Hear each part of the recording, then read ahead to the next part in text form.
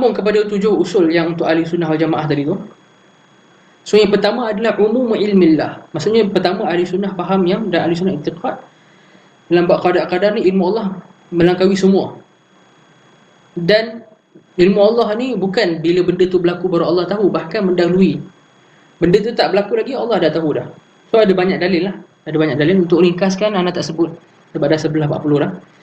Yang kedua adalah kitabah. Kitabah tadi tu, iaitu Allah dah suruh pen untuk mencatat dekat Lauhul Mahfuz semua yang bakal berlaku 50,000 tahun sebelum penciptaan langit dan bumi. Ini macam tadi kan kita baca, kataballahu maqadiral khalaiqi qabla an yakhluqas samawati wal arda 50,000 sana, 50,000 tahun. So semua bendanya dah diketahui oleh Allah bakal berlaku dan dah dicatat pun. Kita hari ni, tuan-tuan dan puan yang tengah tengok live ni, dah ada dah dalam rekod dekat Lauhul Mahfuz tu. Okey, pukul 11 sekian bulan fulan tengok live qada dan qadar oleh Aziz. Dan kemudian pukul 10 lebih sampai 12 macam tu, Aziz akan buat live tentang qada dan qadar. Ada dah dekat Lauhul Mahfuz sejak 50,000 tahun sebelum penciptaan langit dan bumi. Yang ketiga adalah al-masyiah, kehendak. Umumu masyiatillah. Apa maksud umumu masyiatillah? Maksudnya adalah ilmu Allah merangkumi semua apa yang Allah nak berlaku, semua yang berlaku ni sekarang ni, semua yang berlaku dan semua yang bakal berlaku. Okay, ana ulang balik, semua yang berlaku dan bakal berlaku adalah part of apa yang Allah nak. Adalah memang Allah nak benda tu berlaku. Kalau Allah tak nak, dia tak berlaku. So yang berlaku sekarang ni adalah kehendak Allah semata-mata. Maksudnya Allah memang nak berlaku. Al-masyiah. Kalau Allah tak nak, jadi tak? Tak jadi lah. Kalau Allah tak nak, tak jadi. Walaupun kita nak. Walaupun kita nak kan. Tapi bila Allah nak satu benda tu berlaku, dia pasti berlaku dan dia akan berlaku. Ya, tu innama amruhu idza arada syai'an ay yaqula lahu kun fayakun. Idza arada syai'an, jika Allah nak, ketika kami nak. Idza kat sini bukan maksud jika, maksudnya ketika. Ketika mana Allah nak sesuatu, Allah just cakap kun fayakun. Kun, maka jadilah dia. So apa yang berlaku kat alam ni, semua kejadian ni adalah sebab Allah nak dia berlaku. Allah nak tak berlaku kekufuran Fir'aun? Ya, Allah nak. Allah nak tak berlaku kebodohan Trump? Ya, Allah nak. Allah nak tak berlaku tersebarnya wabak corona sekarang ni? Ya, Allah nak. Semua Allah nak. Cuma beza dia apa? Cuma beza dia ahli sunnah wal jamaah kata yang kehendak Allah ni ada dua. Kehendak Allah ada dua. Satu, masyiah ataupun iradah kauniyah. Masyiah kauniyah pun boleh sebenarnya. Ikut ulama akidah kita boleh guna, walaupun ada perbahasan, tapi yang pandangan tepatnya iradah dan kauniyah ni boleh diguna interchangeably. Kita boleh cakap iradah kauniyah, kita boleh cakap masyiah kauniyah. Kita boleh cakap iradah syariah, kita boleh cakap masyiah syariah. So kehendak Allah ada dua. Satu, kauniyah. Maksudnya apa yang Allah nak dari sudut penciptaan. Allah yang cipta Fir'aun. Allah cipta kekufuran Fir'aun. Allah mencipta perbuatan kufurnya Fir'aun. Semua yang Allah cipta. Semua Allah nak. Pada masa sama dia tak menafikan yang Allah ada iradah syariah. Allah ada kehendak dari sudut syarak yang Allah bagi arahan dan larangan dalam wahyunya yang Allah nak dan Allah suka kalau hamba dia buat sekian-sekian. Dan Allah murka dan Allah tak suka kalau hamba dia buat sekian-sekian. Adakah bermaksud dekat sini ada kontradiksi? Tak. Dekat sini tak ada kontradiksi. Satu iradah syariah, satu iradah kauniyah. Okey. Perbahasan dia panjang. Kalau Ana nak cerita tapi dah sejam 40. Secara mudahnya, iradah syariah dan kauniyah ni sebagai contoh. Allah dari sudut iradah syariah, okey, Fir'aun mentauhidkan Allah. Allah nak dari sudut iradah syariah, dari sudut kalau Fir'aun tauhidkan Allah, okey, mestilah Fir'aun dapat pahala dan Allah suka untuk ditauhidkan. Tapi dari sudut penciptaan, Allah nak tak? Allah tak nak. Kalau orang tanya kenapa, itu akan dijawab nanti. Kita ada poin yang kelima, keenam, ketujuh. Dia akan menjawab persoalan-persoalan. So kita dah ada 3 poin. Ilmu, penulisan, masyiah kan. Masyiah ada 2, qadariyah dan masyiah kauniyah dan masyiah syariah. Ataupun iradah kauniyah dengan iradah syariah. Yang keempat adalah al-khalq, penciptaan. Semua yang berlaku kat alam ni Allah cipta. Dalam hadis yang diriwayatkan oleh Al-Imam Al-Bukhari dalam khalq af'al ibad. Imam Bukhari ada kitab khusus dalam isu ni. Dalam isu perbuatan hamba ni pun makhluk. Imam Bukhari meriwayatkan yang Nabi SAW bersabda, innallaha yasna'u kulla sani'in was-san'atah atau was-sun'atah. Allah mencipta semua sani', semua pelaku dan perbuatannya. Kulla sani'in was-san'atah. Innallaha yasna'u kulla sani'in was-san'atah. Diriwayatkan oleh Imam Bukhari dalam khalq af'al ibad. Bukan Sahih Bukhari ya, dalam khalq af'al ibad. Apa maksud kullu sani' was-san'atah? Setiap pelaku dan perbuatannya. Kita pelaku. Okey. Kita anak angkat cawan. Anak pelaku lah. Anak pelaku yang mengangkat cawan, betul tak? So, siapa yang melakukan perbuatan mengangkat cawan? Anak. Anak melakukan. Apakah action yang dilakukan? Mengangkat cawan. Siapa yang cipta? Allah cipta. Allah cipta. Hadis itu kata, innallaha yakhlaqu kulla sani'in wa san'atah. Allah mencipta semua. So, Allah cipta. Tapi siapa laku? Saya berlakukan. Ada beza antara mencipta dan melakukan. Okay? Memisahkan di antara mencipta dengan melakukan ni adalah usul ahli sunnah wal jamaah. Bila kita tak pisahkan, itu yang jadi pening macam Qadariyah. Sebab dia ingat bila dia lakukan, dia menciptakan perbuatan. Dia tak ciptakan perbuatan dia. Yang menciptakan perbuatan dia Allah. Kalau orang tanya apa bukti dia? Bukti dia bukan semua yang kita kehendak kita boleh buat. Lagi contoh jelas apa? Orang bila tangan dia dah kita cakap paralyzed, kena stroke dan sebagainya, dia nak untuk gerakkan tangan dia, dia mampu? Tak mampu. Sebab Allah tak menciptakan pergerakan tangan tu. So buktinya adalah kita tak cipta sendiri. Kita just pelaku dengan pembuat. Kita tak cipta sendiri. Sebab kalau kita boleh cipta sendiri, nescaya kita boleh cipta perbuatan tangan kita walaupun kita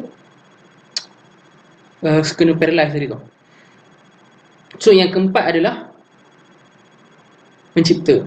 Ilmu, penulisan, masyiah, mencipta. Okey, kelima apa? Kelima adalah hamba juga ada masyiah. Kita ni juga ada kehendak. Seperti mana Allah ada kehendak, manusia ada kehendak. Kalau orang tanya, kehendak manusia ni bebas tak? Free will tak? Free will dekat sini kita kena tanya dia, apa maksud free will? Apa maksud kehendak manusia ni bebas? Adakah maksudnya dia boleh pilih apa yang dia nak? Kalau maksudnya dia boleh pilih apa yang dia nak kan? Contohnya saya pilih untuk minum air sekarang. Bila? So, saya ada pilihan untuk boleh nak minum atau tak nak minum. Dari satu sudut, ya, saya ada free will. Saya boleh pilih apa saya nak buat. Ya? Dari sudut lain, dia tak free will sebab dia ada dua sudut kita tengok. Jangan keliru. Sebab kita tengok daripada angle berbeza. Dari satu sudut, dia free will sebab kita boleh pilih apa yang kita nak buat. Dari sudut lain, hamba punya pilihan ni sebenarnya dia masuk under kehendak Allah. Kehendak hamba di sebalik pilihan dan apa yang ditinggal, benda yang dipilih untuk buat dan benda yang ditinggal untuk buat, ya? Kehendak dia dalam memilih dan meninggalkannya ni masih lagi fall under, masih lagi di bawah kehendak Allah. Dia masih lagi di bawah kehendak Allah. Ya, hamba ada kehendak tapi masih lagi di bawah kehendak Allah. Waktu dalam ayat surah At-Takwir kan, وَمَا تَشَاءُونَ إِلَّا أَن يَشَاءَ اللَّهُ رَبُّ الْعَالَمِينَ. وَمَا تَشَاءُونَ إِلَّا أَن يَشَاءَ اللَّهُ رَبُّ الْعَالَمِينَ. Ayat akhir surah At-Takwir. Tidaklah kamu berkehendak. وَمَا تَشَاءُونَ, tidaklah kamu berkehendak إِلَّا أَن يَشَاءَ اللَّهُ رَبُّ الْعَالَمِينَ. Tidaklah kamu berkehendak sesuatu tu melainkan Allah pun berkehendak benda tu. Kalau Allah tak kehendak, kamu tak dapat. So, ya, manusia ada masyiah, ada kehendak. Ya, ada free will. Free will hamba tak lari daripada apa yang Allah nak. Kalau orang tanya, macam mana free will hamba ni tak lari daripada apa yang Allah nak? Takkah membuatkan itu kita ni macam dikongkong oleh Allah atau macam papet? Jawapannya tidak. Jawapannya kita cakap yang dalam kita memilih, kita memang ada pilihan, kita cakap bebas.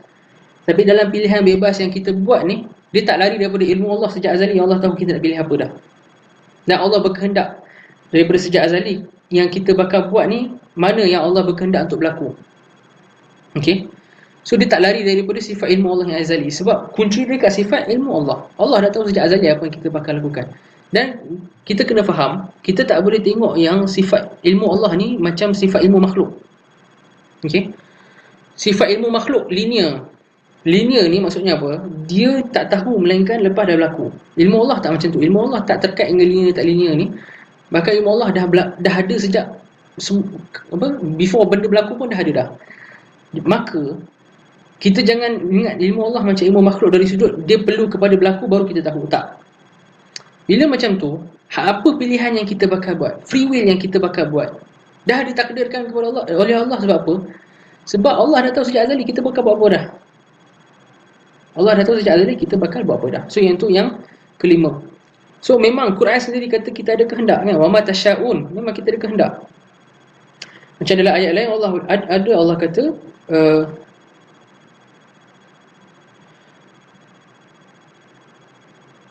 siapa di kalangan kamu nak beriman, siapa di kalangan kamu boleh kufur kan. Wa man syaa'a minkum falyu'min wa man syaa'a minkum falyakfur. Siapa nak beriman boleh, siapa tak nak beriman pun tak apa. Bukan tak apalah, maksudnya dia ada pilihan dia tu. Tapi kita kena faham, pilihan dan masyiah dia tak bebas, tapi dia masuk ada kehendak Allah.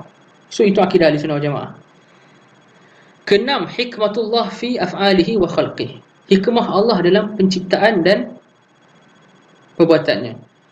Jadi semua yang berlaku, okey, macam tadi, ni menjawab persoalan yang ketiga tadi tu. Bila saya cakap Fir'aun, Allah kehendak dari sudut penciptaan untuk cipta Fir'aun. Okey.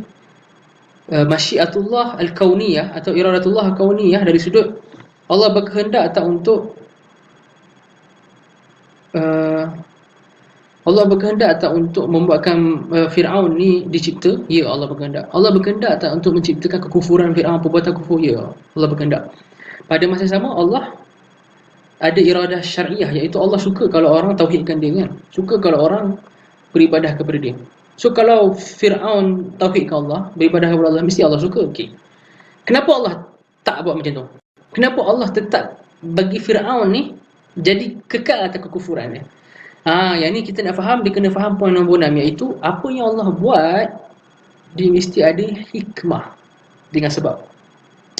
Sebab itulah Ahli Sunnah wal Jamaah. Ni Ahli Sunnah saja semata-mata. Ahli Sunnah saja. Daripada semua firqah Islam, hanya Ahli Sunnah je yang kata Allah melakukan satu perbuatan atau mencipta satu perbuatan ada sebab dan ada hikmah.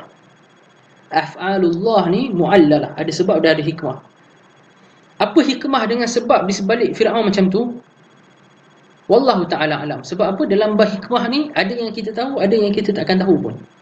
Ada yang kita tahu dan ada yang kita takkan tahu pun. Tapi kalau orang tanya kenapa, macam dalam kes Fir'aun tadi, Allah berkehendak secara syar'i untuk dia tauhid, tapi Allah tetap cipta dia macam tu, ada hikmah dia.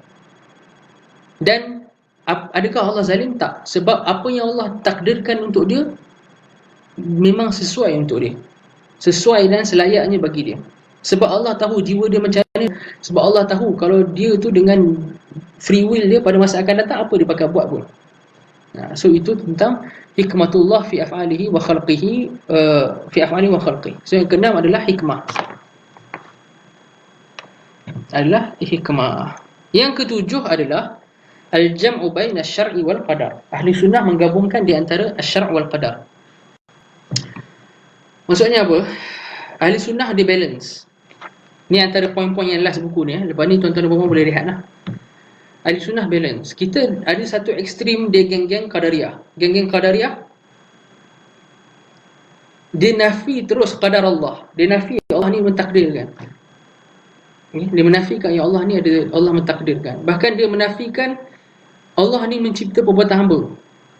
Allah tak cipta perbuatan hamba. Hamba sendiri cipta. Siapa yang kawal destiny dia? Dia sendiri kawal destiny dia. Yang ni Qadariyah. Kemudian kita ada Jabriyah, ekstrim yang lain. Jabriyah kata Allah cipta perbuatan hamba dan Allah yang buat perbuatan hamba. Hamba ni just macam daun yang ditiup oleh angin, dia tak buat apa-apa pun. Allah tu umpama angin yang menggerakkan daun tu.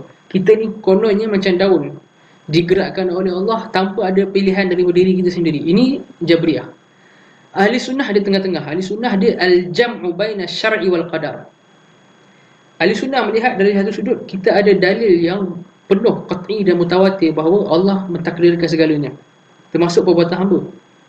Dari sudut lain, ahli sunnah tengok ada dalil yang qat'i dan mutawatir juga bahawa Allah nak kita lakukan satu perkara dan Allah nak kita tinggalkan beberapa perkara. Yang bila kita buat satu perkara yang Allah nak tu dapat pahala, bila kita tinggal dapat dosa. Bila kita buat dikira ibadah, bila tinggal ada yang jadi maksiat lah. Bila kita buat, ada benda yang kita buat jadi maksiat, ada benda kita buat jadi ibadah. Ada benda yang kita kena tinggal macam maksiat. Okay. Maksudnya ada benda yang kita kena buat dan kena tak buat. So mesti kena ada kehendak lah. So sekarang ni ada dua dalil yang sangat banyak dia punya bilangan di dalam Quran dan Sunnah, mutawatir dan qat'i secara pasti. Jadi macam mana kita gabungkan di antara dua ni? Inilah akidah Ahli Sunnah wal Jamaah. Kita al-jam'u baina syar'i wal qadar. Kita kata dua-dua ni kita pakai. Bila kita pakai dua-dua ni apa? Ya, Allah dah takdir segalanya. Segala yang berlaku ni tak lari daripada ilmu Allah. Allah yang berkehendak untuk berlaku, Allah yang cipta. Pada masa yang sama, kita memang ada kehendak untuk pilih apa yang kita nak buat.